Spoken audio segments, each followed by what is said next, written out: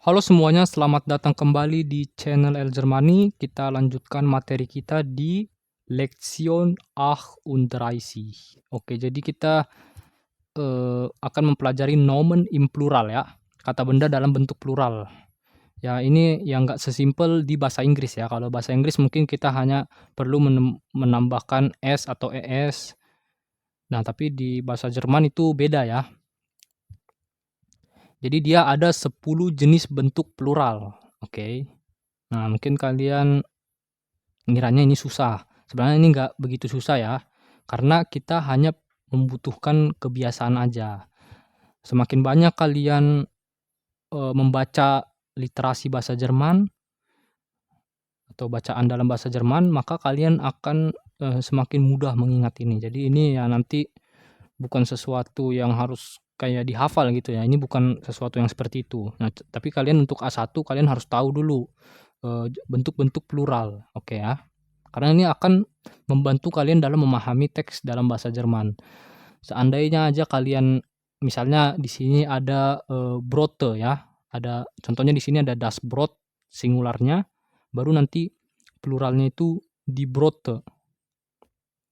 Nah, itu mungkin kalian kalau dalam pas kalian membaca, kalian menemukan kata seperti ini dalam bacaan bahasa Jerman, ya mungkin kalian langsung bingung, langsung cari ke kamus, artinya apa ini Brote ini? Padahal kalian mungkin udah tahu artinya dalam bentuk singular. Nah, kan seperti itu sayang kan. Jadi untuk itu kalian penting untuk mempelajari bentuk pluralnya. Oke. Jadi di sini yang pertama itu ada saya buat bulat baru dicoret gitu ya. Itu maksudnya bentuk akhiran itu maksudnya bentuk singular dan pluralnya itu sama. Oke. Jadi contohnya di sini ada das Fenster, die Fenster, das Mädchen, die Mädchen, das Tischchen, die Tischchen.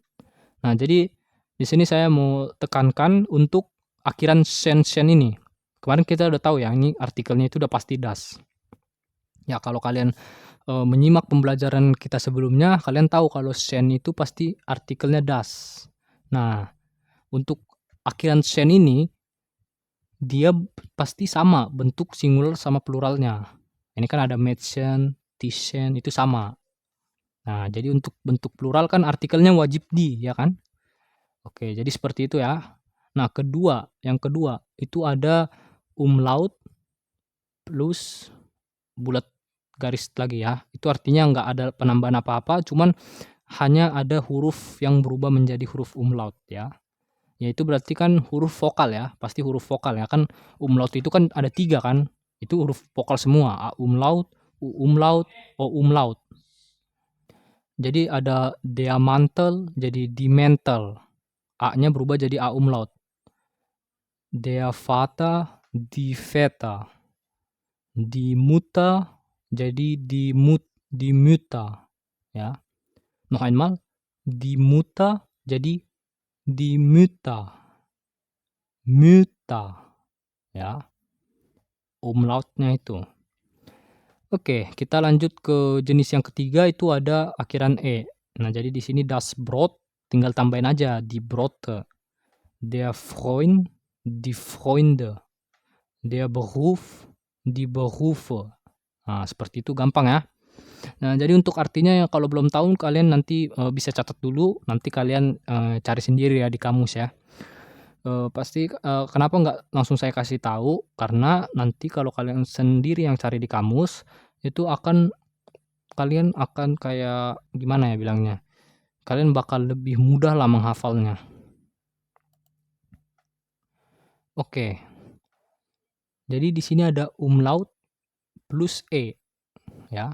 Jadi contohnya ada die Hand menjadi die Hände. A-nya berubah jadi umlaut tapi ditambahin E. Der Fuß, jadi die Füße. Jadi huruf vokalnya itu berubah jadi umlaut baru ditambahin huruf E di akhir. Der Zahn, die Zähne.